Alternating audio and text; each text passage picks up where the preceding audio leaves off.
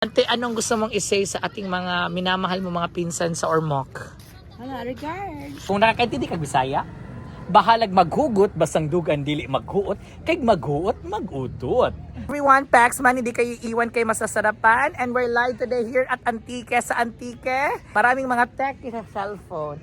Nandito yung maganda kong auntie. And of course, sa mga hindi nakakaalam, siya ang aking nawawalang auntie na sexy. Isa sa pinakamagaling na dentista. Yes. Dinala niya ako ngayon dito sa unang stop namin. Nandito daw yung 10 Bornean. 10 Bornean. Alam mo, nandito yung favorite na suka. Dato Puti. Name yan dyan. Ano po yung mga name? Nandyan, mababa. Yes. Ano po dyan? Ayan. Yan, ito ang leader. Ito po si Dato Puti. Yan, dato puti. Pero bakit po maitim siya? Sumakwel. Dato kaiburong. Auntie, tingnan mo si auntie oh. Mukha lang yung hindi 40s no? 40 ka na ba auntie? 50? 63. Oh my God, senior citizen na pala to si auntie. Dual citizen ka na pala? Ano pa yun? Dumangsol. I have question. Bakit po marami ditong mga, ano po to? Ito yung sasakyan ng mga, like kumukuha ng mga isda? Fishing, oo. Ano po yung sikat ninyo na isda na yun yung laging pinupuntahan ng ibang tao? Nandito naman ang galing yung tuna eh. Akala ko po ang tuna is in Jensen. Nako, kami ang maraming tuna. So you mean to say, Dinadala lang siya. yung tuna, ano po, pumaparao sila doon banda? Yes. Or pumupunta pa sila somewhere like Capiz? Paikot doon sa, malapit. So marami pala ditong mga fishing vessel. Auntie, nung kasi dito ka lumaki, ilang years na po to? 3 years lang. Iba talaga dati, no? Tingnan mo. Okay. Guys, ito pala, pag nakakapunta kayo ng Antique, please do visit dito sa 10 Borneo. So in short, galing to silang Borneo. Yes, dito talaga sila naglang. This side, this side. This side. Oo. Kasi nakita nila yun. Kailangan lang siya i-repaint. Yes. Ray. Guys. So, Kas, bago pa pala to. Sino nga chieftain? Si Makwel, right? Ito si Dato Puti. Ito yung bright. Si Makwel.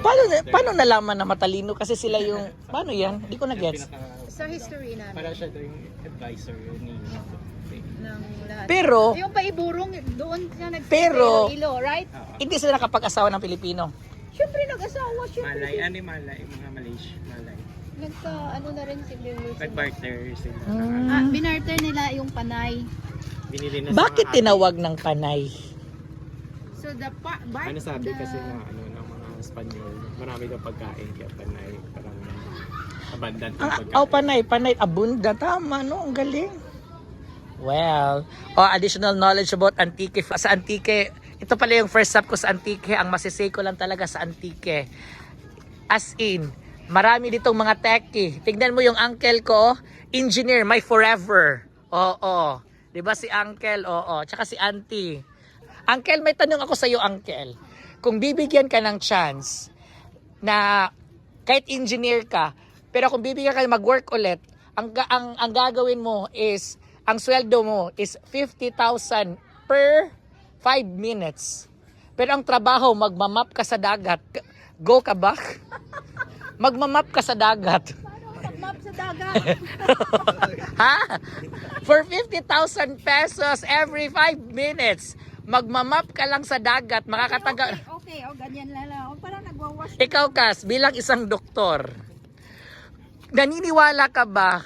Sabi ng iba, ang pansit ay nakakahaba ng buhay. Bakit hindi ito nire-reseta nating mga doktor?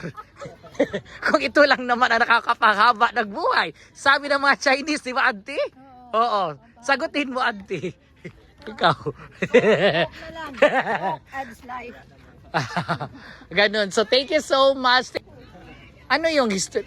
Akop is really originated dito? Ano kasi mayroong namang akog na mga Pero ikaw, uncle, taga dito ka talaga?